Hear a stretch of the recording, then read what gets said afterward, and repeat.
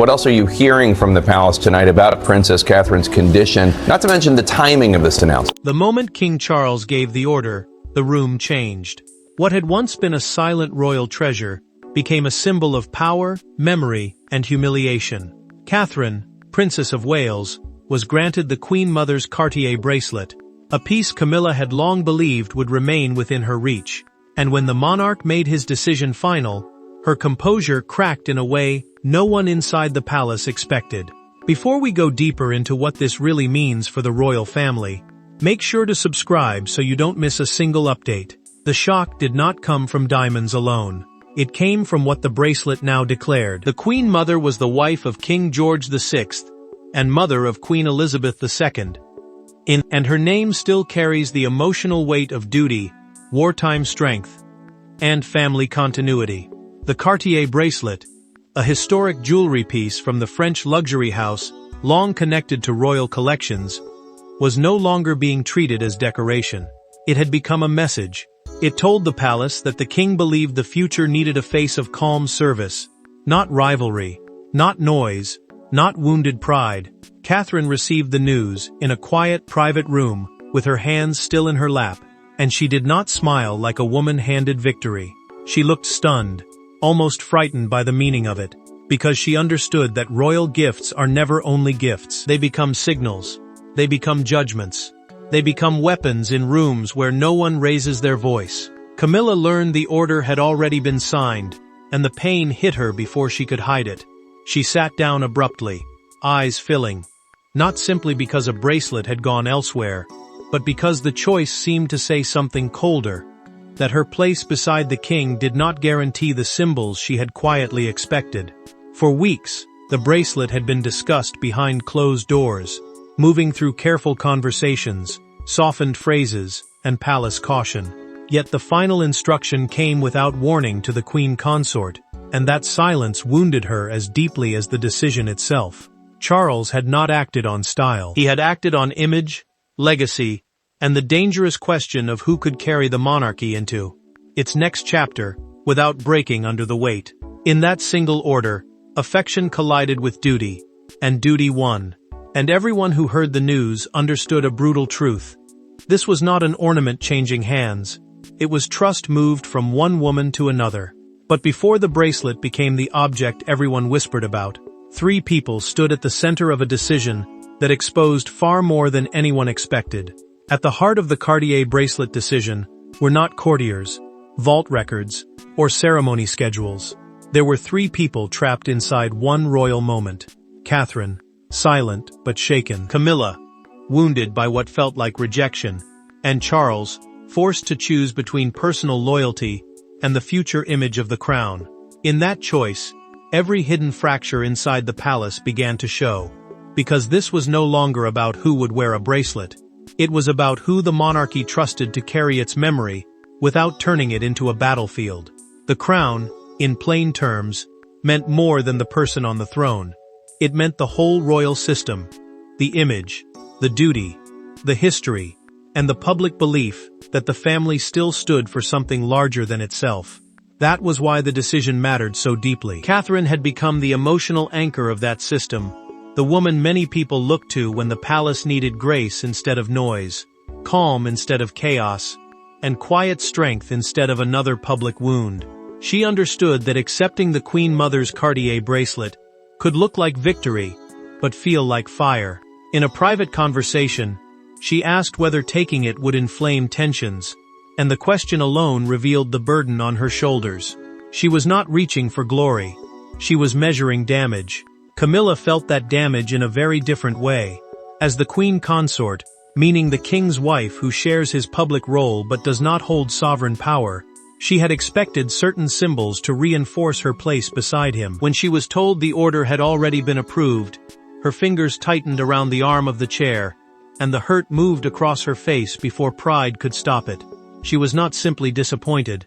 She felt excluded from a decision that touched her rank, her marriage, and the fragile respect she had fought for over years. Charles knew this.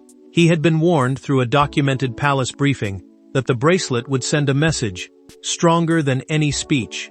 because jewelry inside the royal family can speak louder than words. He also knew William had quietly supported the decision in a private family discussion, believing Catherine represented stability and renewal at a time when the monarchy could not afford another symbol wrapped in dispute. The prince did not push with anger, he pushed with caution, because he saw what his father saw, but could barely say aloud. One past incident had changed everything. One ceremony had left a mark so deep that the king no longer believed the bracelet could remain in Cardiff. And the reason for Charles's decision did not begin in the vault. It began with one ceremony that Camilla never managed to forget. Every palace decision has a beginning, but this one had a trigger. Months before Charles granted Catherine the Queen Mother's Cartier bracelet, a private, memorial ceremony at Clarence House had gone wrong in a way the family could not ignore. One misplaced remark, one tense silence, and one look from Catherine turned a quiet royal gathering into the moment everyone later recognized as the point of no return. The tension had already been building around heirlooms. Those historic family possessions pass through generations because they carry memory, rank, and emotional power. The bracelet mattered because it was tied to royal motherhood, public trust, and the old image of quiet sacrifice that the monarchy wanted to protect. Clarence House, the royal residence long connected to senior members of the family, had become the setting for a memorial ceremony, meaning a private act of remembrance held to honor the Queen Mother and the values attached to her name. Camilla entered that moment believing her place was secure. She had stood beside the king through years of public judgment, and she expected the family to treat certain symbols as proof that her acceptance was complete. Then the queen consort questioned whether Catherine was truly ready to represent historic family pieces, and the room froze around the words. She may have meant caution, but it landed like a challenge. Catherine did not answer. She stood with pain held tightly behind restraint, refusing to defend herself in front of people who already understood the insult. That silence mattered because it showed the difference between reaching for status and carrying pressure with discipline. It also mattered because Charles saw it. The king watched her expression change, and in that instant, he understood the remark had struck deeper than Camilla intended. He saw a future queen, wounded in public, but unwilling to turn the ceremony into a fight. He saw his wife realize too late that her words had crossed a line no apology could fully erase. Princess Anne later told Charles in a private family conversation that the bracelet should go to someone who could unite the family, not deepen rivalries. Anne did not frame it as punishment. She framed it as protection, and the king listened because his sister had always understood duty without needing applause. The memorial conversation was quietly preserved in a documented account written by an attending aide, a formal note used inside palace offices to record sensitive exchanges. That account made it impossible for Charles to dismiss the moment as casual tension or wounded pride. It gave shape to what everyone had felt, but no one wanted to say. Camilla later confronted him over those notes, and the queen consort's hurt hardened into fear, because she knew the record had changed everything.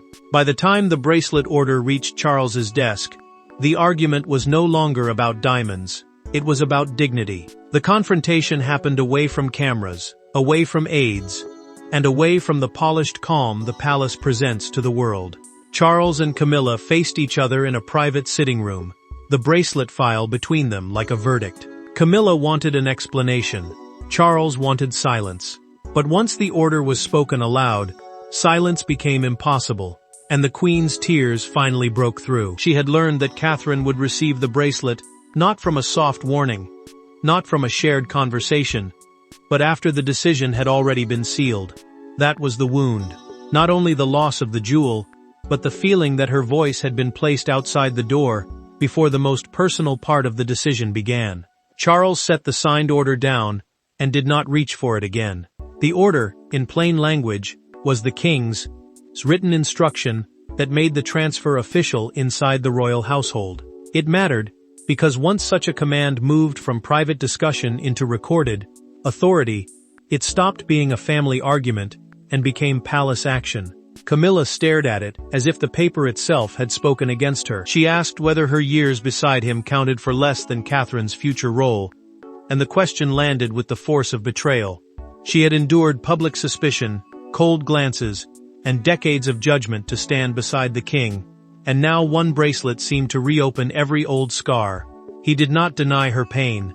He could not. The monarch knew she was wounded, but he also knew the family could not afford symbols that looked like personal reward when the country was searching for steadiness. Camilla pressed him harder, asking why she had not been consulted before the final decision was made. Charles struggled, because affection pulled one way and duty pulled the other. He had not stopped caring for her. That made the moment crueler. The king believed the bracelet had to appear where the public would read continuity, not possession, and Catherine had become the face of that calmer future.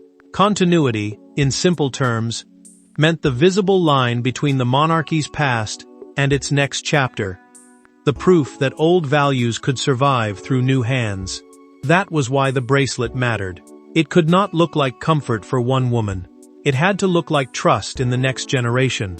Charles finally said the decision would not be reopened. Camilla broke then, not loudly, not theatrically, but with a grief that made the room feel smaller. The queen consort understood that his choice had crossed a private line and drawn a public one. He understood it too, which was why, after she left, the king remained shaken enough to summon William before the fallout could spread.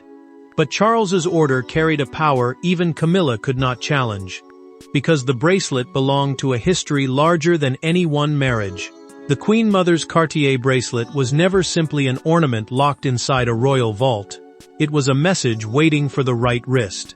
To grant it was to decide who carried a certain kind of royal memory forward. Charles understood that. William understood it.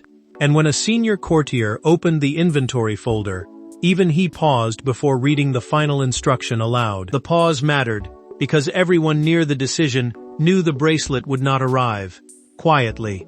It would carry the weight of comparison, the sting of preference, and the hard public question of why Catherine had been chosen over Camilla at such a delicate moment. The Cartier bracelet, in plain terms, was a historic jewel from a famous luxury maker, but inside the royal family, it meant far more than beauty. It connected the Princess of Wales to duty, restraint, tradition, and the maternal memory attached to the Queen Mother, a figure remembered as a steady force during national fear. That was why the jewel had stayed out of recent public use. Its next appearance had to feel deliberate, not casual, because royal objects become language when the palace refuses to speak plainly. Charles held the authority to make that language final. As sovereign, meaning the ruling monarch with the power to approve ceremonial decisions, inside the royal household, his order carried the final weight over who could receive certain family pieces. The senior courtier read the instruction once, then removed his glasses, because he understood the emotional cost before anyone said it aloud. He knew Camilla would hear rejection in the wording. He knew Catherine would hear responsibility. He knew the palace would hear a shift. William chose his words carefully. When the king asked whether Catherine could withstand the backlash, the prince did not answer like a son protecting his wife. He answered like a future king, measuring the next generation. He said she would not chase attention, and that was exactly why she could survive it. Charles listened, because he had already seen the difference between someone wanting a symbol and someone fearing what the symbol might do. The monarch saw Catherine as the safest bridge between the monarchy's past and its future, not because she demanded the bracelet, but because she seemed almost afraid of misusing it. That restraint mattered. It protected the jewel from becoming a trophy and turned it back into service. Camilla, however, would not feel service first. She would feel loss. The queen consort had expected consultation, perhaps even reassurance, but the signed order moved faster than comfort. Once the instruction left the private office, it stopped being a guarded thought and became a living wound. And when the decision moved from paper to people, the first cracks appeared not in public, but inside the palace corridors. The fallout did not begin with a statement. It began with a door closing. Camilla, after leaving Charles's room, stopped in a corridor where no cameras waited, and pressed one hand to the wall, as if the palace itself had shifted beneath her. Catherine, elsewhere, received the bracelet without celebration. One woman felt stripped of recognition. The other felt the weight of history settle onto her shoulders. The queen consort tried to steady herself before aides could read the damage on her face, but grief had already broken through the discipline she had spent years building. She had not only lost a jewel, she had lost the comfort of believing that her place beside the king would protect her from being passed over in the symbols that mattered most. That was why the moment cut so deep. Palace life runs on signs as much as speeches, and the royal household, meaning the working system of aides, offices, ceremonies, and private family decisions around the monarch, understood those signs instantly. When a bracelet once tied to the Queen Mother was placed with Catherine, it told everyone that the future image of the monarchy was being shaped around restraint, youth, and public trust. Catherine understood that too, which was why she did not react with joy when she was told the piece would be prepared for her. She went quiet. Her silence was not weakness. It was fear of what the honor might unleash. The princess knew Camilla would feel wounded, and she knew the palace would whisper before anyone dared speak plainly.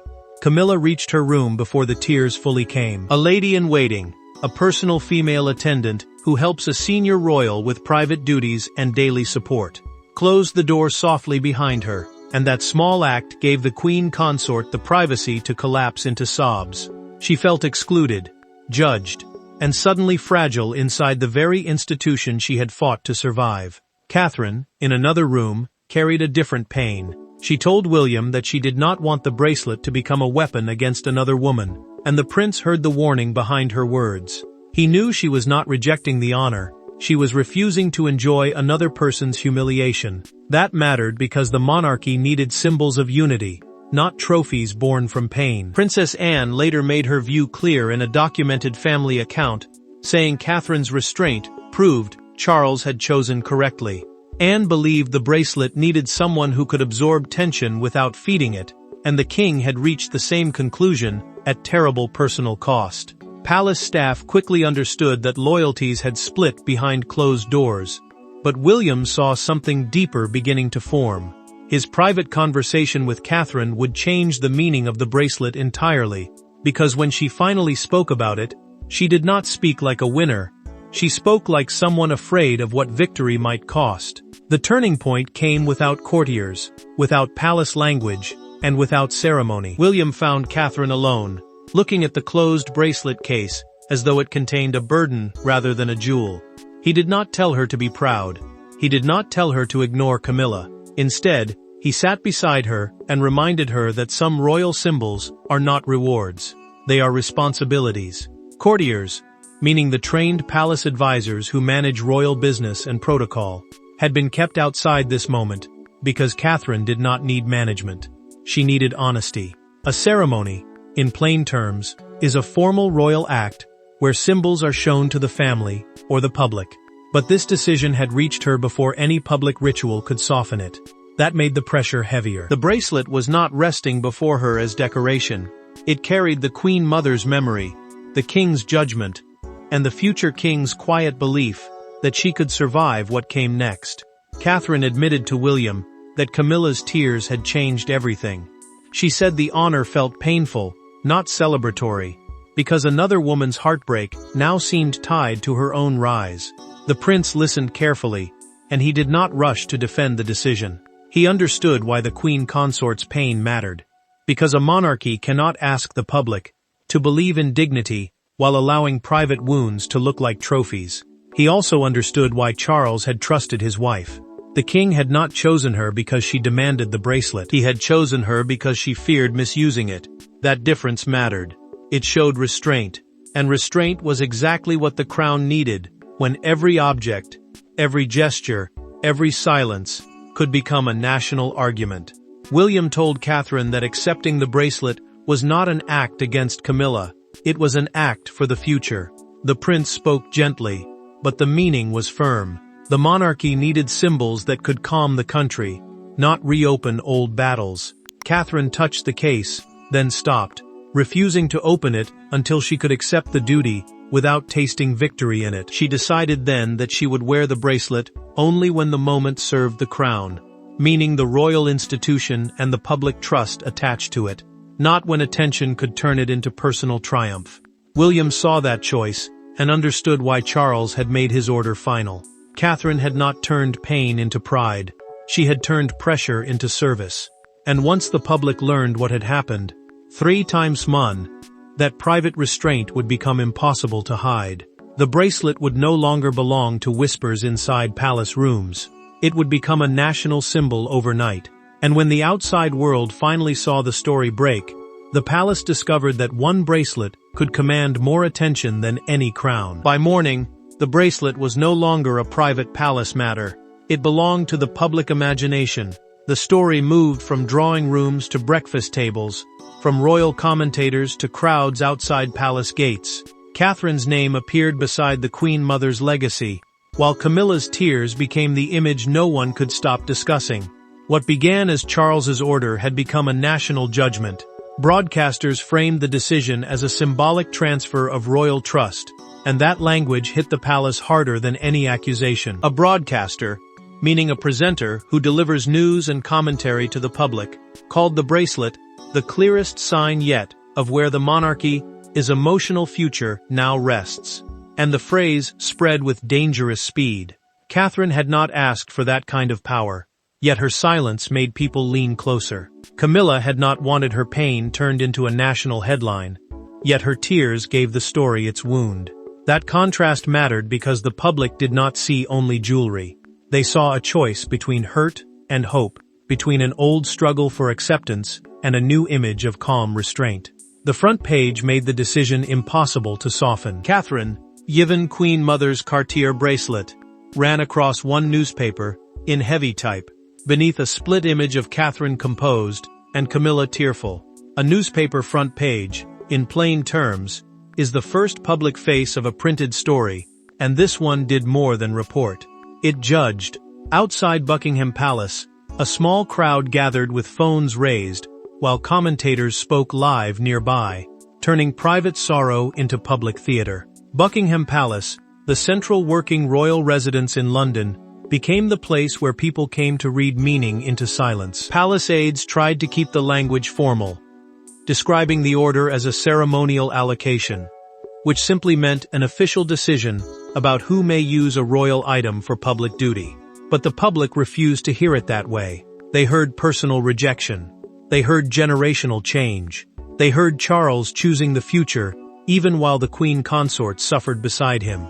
Camilla's supporters saw cruelty in the decision, and they repeated her pain as proof that loyalty had been repaid with humiliation. Catherine's supporters saw continuity and restraint, arguing that she had accepted the bracelet without turning it into triumph. The princess became a symbol of steadiness precisely because she did not celebrate. The Queen Consort became a symbol of heartbreak precisely because she could not hide the cost. Charles now had to face the meaning of what he had done, not as husband or father, but as king. The monarch had moved one bracelet, but he had also moved public sympathy, palace power, and the emotional center of the crown. Yet beneath the headlines and palace statements, the real verdict was written in the silence between Charles, Camilla, and Catherine. In the end, the Cartier bracelet did not simply change hands. It changed the emotional balance of the monarchy. Catherine received more than diamonds. Camilla lost more than an ornament. Charles made more than a household decision. He chose the image of the crown's future, and everyone involved understood the truth. Some royal moments are remembered not because they sparkle, but because they reveal. The order had become final, but the feeling it left behind was still raw. Catherine finally opened the bracelet case, not with a bright smile, not with the hunger of someone claiming victory, but with one deep breath that seemed to carry every warning, every whisper, and every expectation placed upon her. She understood that the jewel now represented continuity, meaning the clear line between the monarchy's past and its future, and that line had been placed in her hands at a painful cost. Camilla sat alone later, calmer than before, but still wounded by what the king had chosen. She understood now that his decision was not going to be softened, reversed, or explained away as a misunderstanding. The queen consort had lost more than access to a historic piece. She had lost an expectation she had quietly carried for years, that standing beside Charles would eventually secure every symbol of belonging. Charles stood at his desk after everyone had gone, looking at the unsigned notes he no longer needed, and the monarch accepted the cost of what he had done. A royal order, in plain terms, is an official instruction from the sovereign that turns a private decision into palace action. And this one had drawn a hard line between personal desire and royal duty. He had protected the future, but he had hurt the woman beside him. That was the price. Catherine's restraint changed the meaning of the entire decision. She did not treat the bracelet as proof that she had defeated Camilla. She treated it as proof that service sometimes arrives wrapped in pain. The princess understood that the monarchy survives not through jewels alone, but through the person trusted to carry them without turning them into weapons. Camilla's tears marked the end of one expectation, and Catherine's quiet acceptance marked the beginning of a new royal chapter. Charles had chosen where the emotional future of the crown would rest, and everyone inside the palace finally knew it. The story ends with one undeniable truth. The Queen Mother's Cartier bracelet did not crown Catherine, but it confirmed what the palace already knew. The future had chosen its face. Thanks for watching. Please don't forget to like and subscribe, and we will see you in next one.